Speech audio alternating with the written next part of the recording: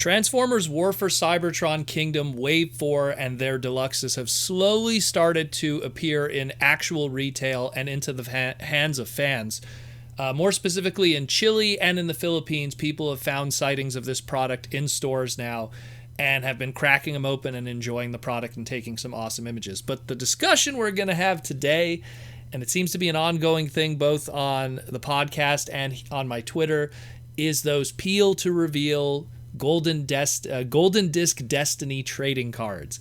And I posted on my Twitter, I want to say a couple days ago, the final checklist of Wave 4. I posted that now we have the Unicron card and we know what's going on with that, and there's 3 left that need to be revealed. And who are those 3? Well, now we know one of those, and it's a Blackarachnia card. You peel it back and we have, oh my goodness, a Destiny for Blackarachnia.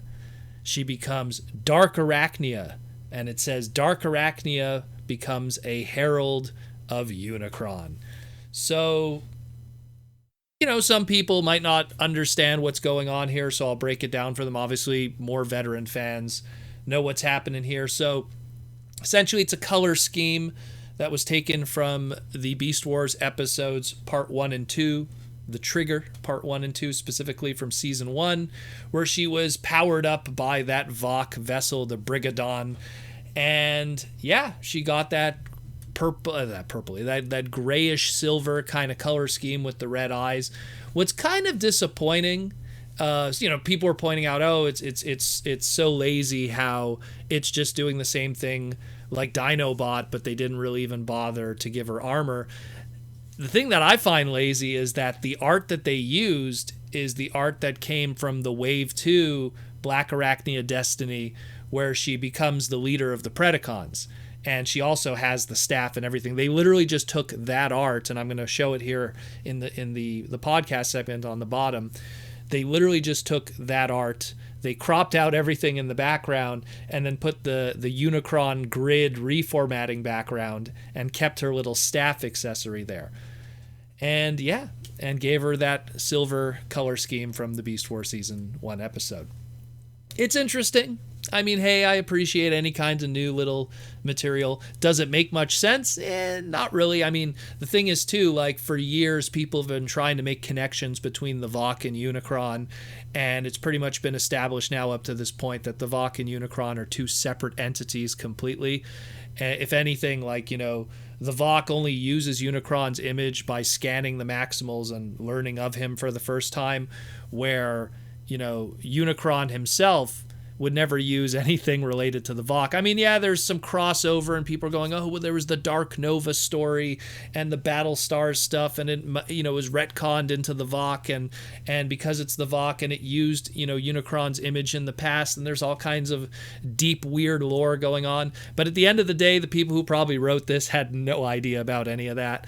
And they were just like, hey, yeah, so if Unicron reformats Blackarachnia, she's going to have that VOC color scheme, and there really is no connection between the two. And someone like Proto-Man would be thinking way too deeply into this. But yeah, hey, new trading card, pretty awesome. Just wish they did some newer art. I mean, if you want to do the silver color scheme, that's cool, but did you really have to just kind of go with the same art that you had from last time? So now it leads to, there's only 2 more cards left.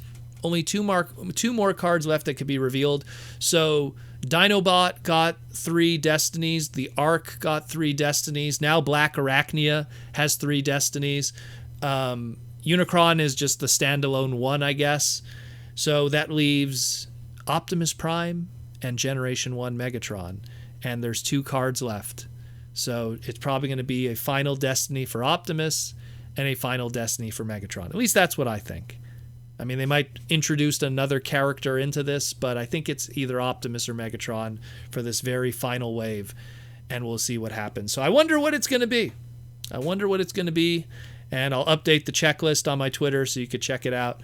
And yeah, interesting stuff. I kind of dig it. I mean, again, I like when we get these little pack-ins and trading cards and kind of stuff, because I feel like we're not getting that as much anymore. They were kind of starting to phase that out at the end of Power of the Primes, and then during Siege and Earthrise, we didn't get that anymore. Now we have it back.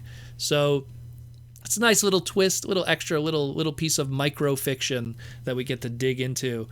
And I dig it. I like it. I mean, again, it could have got some new art, but I guess it was just cheaper to reuse the assets and recolor it. The question is now, Hasbro, are you going to give us that color scheme as an official Blackarachnia? I mean, I really dig that buzzworthy Bumblebee 4-pack with the toy accurate one. Totally cool. I dig it. But there's a very easy repaint here that I know a lot of us hardcore Beast Wars fans would easily buy because it corresponds to 2 episodes of fiction. So, just saying. Put it out there. I at least know one crazy fan that would buy it. Maybe a couple more.